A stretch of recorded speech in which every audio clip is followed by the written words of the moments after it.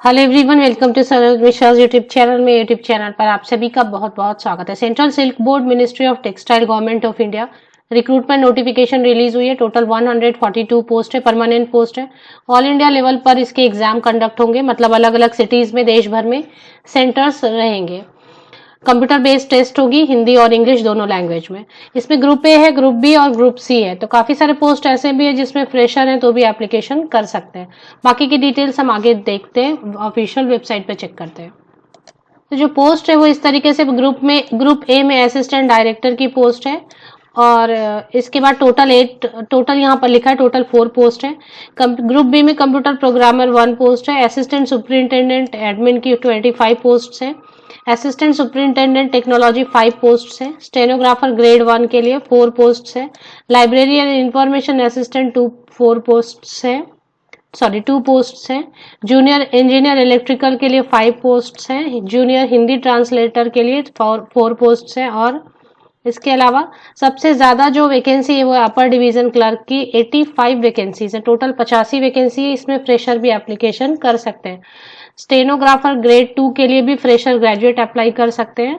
Field assistant 1 post है and cook के लिए 2 पोस्ट है। टोटल 142 पोस्ट हैं। ये नोटिफिकेशन है सेंट्रल सिल्क बोर्ड की तरफ से। सेंट्रल सिल्क बोर्ड क्या है? Ministry of textile, government of India के अंतर्गत आता है, बेंगलोर कर्नाटका में। पर इसके जहां जहां भी यूनिट्स रहेंगे वहां पे जॉब लोकेशन हो सकती है। तो by direct recruitment in the following post S C S B headquarter and its offices located in the country. तो ऐसा नहीं है कि बैंगलोर में ही इसकी पोस्टिंग होगी। ऑल इंडिया लेवल पर जहां जहां भी इसके यूनिट्स हैं और जहां भी रिक्वायरमेंट होगी, वैकेंसीज होंगी, वहां पे ऑल इंडिया लेवल पे फिल की जाएंगी वैकेंसीज। तो ऐसा नहीं है कि सिर्फ एक जगह पे रहेगा। चलिए अब बात कर लेते हैं कि कौन कौन से पोस्ट के लिए सैलरी की अगर बात करते हैं तो सब पे स्केल अच्छी है। सभी पोस्ट के लिए पे स्केल अच्छी है। अपर डिवीजन क्लर्क के लिए ग्रुप सी।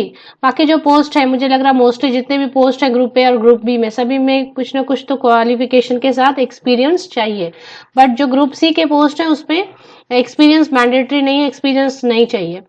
तो अपर डिवीजन क्लर्क की अगर बेसिक पे देखें, पे लेवल 4, अभी 7 पे स्केल चल रही है। पे लेवल 4 25,500 की सिर्फ बेसिक पे है। अभी सेंट्रल गवर्नमेंट में क्या एचआरए है, डीएनएस अलाउंस, महंगाई भत्ता है, इंश्योरेंस रहता है, प्रोविडेंट फंड रहेगा, ग्रेचुइटी रहेगा और ट्रैवलिंग अलाउंसेस, कई सारे अलाउंसेस वगैरह मिला के 45,000 के ऊपर सैलरी, 45,000 के अराउंड सैलरी बनेगी स्टार्टिंग। फील्ड असिस्टेंट की भी अच्छी है, 40,000 के 40,000 के अराउंड। और कुक की है 19,900। फिलहाल जो है 38,000 मंथली सैलरी बनेगी स्टार्टिंग। क्वालिफिकेशन जो बाकी अगर आप कंप्यूटर प्रोग्रामर इन सब के लिए देख रहे हैं तो आप देख सकते हैं, यहाँ पर चेक कर सकते हैं। बट बेसिकली हम कवर करने जा रहे हैं जो ग्रुप सी के पोस्ट है।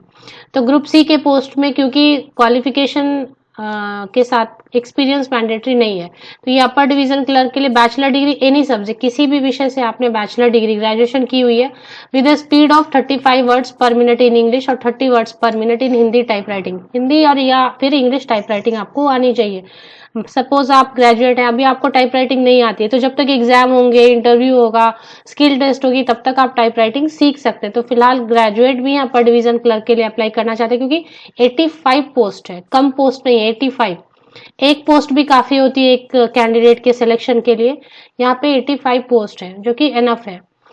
तो अभी इसके हिंदी और इंग्लिश टाइपिंग के जो नॉर्म्स है वो आप चेक कर लें। बाकी bachelor degree any subject graduate apply कर सकते हैं। अच्छी चीज क्या है इसमें कि इसमें कोई परसेंटेज भी नहीं मांगी जा रही है कि ग्रेजुएशन में इतनी परसेंटेज चाहिए, उतनी चाहिए, ऐसा कोई परसेंटेज का भी इशू नहीं है। कोई किसी भी मार्क्स से आपने पास किया हुआ है, केवल ग्रेजुएशन। सेम यही है स्टेनोग्राफर ग्रेड 2 में, स्टेनोग्राफी आनी चाहिए आपको। बाकी ग्रेजुएट एनी सब्जेक्ट अप्लाई कर सकते हैं, एनी परसेंटेज, स्टेनोग्राफी आपको आनी चाहिए। इसके बाद की जो पोस्ट है वो है फील्ड असिस्टेंट की पोस्ट। मैट्रिक में अगर आपने साइंस पढ़ा है तो 10th तक तो सभी साइंस पढ़ते हैं, तो भी आप अप्लाई कर सकते हैं, या फिर आपने डिप्लोमा इन सेरिकल्चर या इक्विवेलेंट किया है।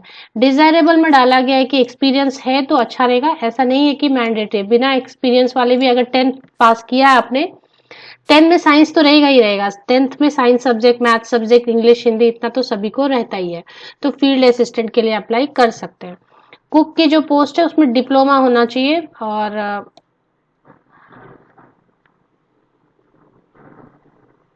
कुकिंग वगैरह में। यहाँ पे एक और पोस्ट नजर आ रही है मुझे जिसमें कि आप अप्लाई कर सकते जूनियर ट्रांसलेटर हिंदी के लिए। इसमें भी काफी सारे ऑप्शंस दिए हुए हैं। बेसिकली हिंदी या इंग्लिश से किया मास्टर डिग्री तो अप्लाई कर सकते हैं, लेकिन किसी दूसरे सब्जेक्ट से भी आपने पढ़ाई की है, मास्टर डिग्री किया हुआ है, लेकिन आपने Hindi medium and English medium, Hindi medium में एग्जाम लिखा है, इंग्लिश आपने पढ़ाई की हुई है इलेक्टिव में या मेन सब्जेक्ट में, तो आप अप्लाई कर सकते हैं। तो इसमें any master any PG apply कर सकते हैं। थोड़ी कंडीशन यहाँ पे पढ़ ले थर्ड वाली। इसमें भी फ्रेशर अप्लाई कर सकते हैं। मुझे नहीं लग रहा है इसमें एक्सपीरियंस नहीं मांगी जा रही है। हाँ, इसके साथ लेकिन एक डिप्लोमा के सर्टिफिकेट मांगी जा रही है। तो ये सारी चीजें, चलिए आगे देख लेते हैं एज क्राइटेरिया।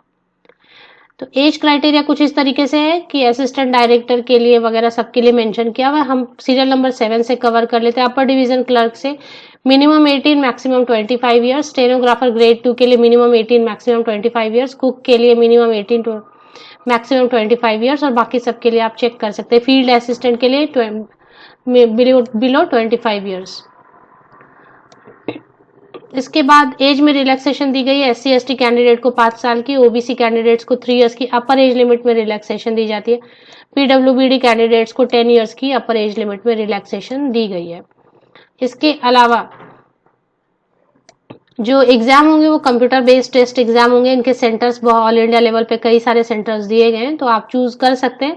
अगर वो सेंटर अवेलेबल होगी तो वो सेंटर आपको मिल जाएगा, अलॉट किया जाएगा एग्जाम के लिए। पेज नंबर 10, ये टोटल 48 पेजेस की एडवर्टीजमेंट है। एग्जाम जो है ये देखिए, सीबीटी मतलब कंप्यूटर बेस्ड, मतलब ऑनलाइन एग्जाम होंगे, कंप्यूटर पे होंगे। तो इसमें कैसे जम्मू, हमीरपुर, दिल्ली, देहरादून, लखनऊ, भोपाल, बिलासपुर, रांची, पटना, कोलकाता, और कोलकाता के बाद में फिर गुवाहाटी, भुवनेश्वर, हैदराबाद, नागपुर, मुंबई, बेंगलोर, चेन्नई, कोझिकोड, ये सारे जो जगह हैं, सिटीज हैं, इनमें आपको एग्जाम सेंटर प्रोवाइड किए जाएंगे। एप्लीकेशन फी बहुत सारे कैंडिडेट के लिए नहीं है, वो चेक कर लेते हैं।